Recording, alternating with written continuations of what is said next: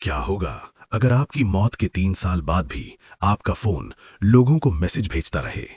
शीना बोरा मर चुकी थी, उसकी लाश जंगल में राख बन चुकी थी, लेकिन इंटरनेट पर वो अब भी जिंदा थी। साल 2014।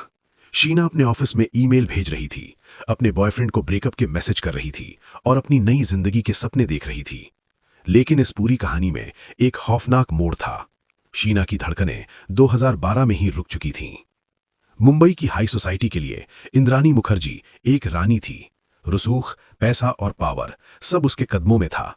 दुनिया जानती थी कि शीना उसकी छोटी बहन है, लेकिन उस आलीशान बंगले की दीवारों के पीछे एक घिनौना सच छिपा था। शीना बहन नहीं, वो इंद्राणी की सगी बेटी थी, जिसे उसने एक पुराने गुनाह की तरह दफन कर दिया था। खतरा तब बढ़ गया जब बेटी अपने ही सौतेले भाई के प्यार में पड़ गई। इंद्राणी का बना बनाया साम्राज्य खतरे में था। 24 अप्रैल 2012 की उस बारिश वाली रात में एक सिल्वर रंग की कार मुंबई की सड़कों पर घूम रही थी। उसी कार की पिछली सीट पर एक मां ने अपनी ही बेटी का गला घोंट दिया। रायगढ़ के सुनसान जंगलों में एक सूटकेस जलाया गया। इंद्राणी ने अपनी बेटी को राख होते देखा और उसे लगा कि राज हमेशा के लिए खत्म हो गया। लेकिन असली खेल तो अब शुरू हुआ।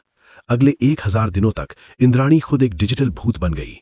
वो शीना के फोन से मैसेज करती, उसके नाम से झूठे ईमेल लिखती और दुनिया को यकीन दिलाती रही कि शीना अमेरिका में खुश है। एक कातिल अपनी ही शिकार की जिंदगी जी रहा था। साल 2015।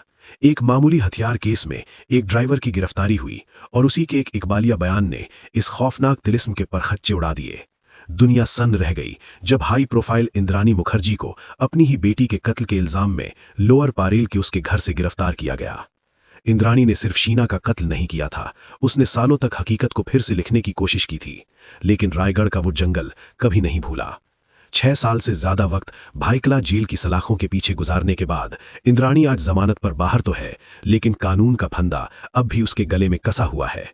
कत्ल का मुकदमा अब भी जारी है और इंसाफ की तराजू अभी रुकी नहीं है, क्योंकि गुनहगार चाहे कितना भी रसूखदार क्यों ना हो, रायगढ़ की मिट्टी से निकली वो हड्डियां आज भी अदालत में गवाही दे रही हैं।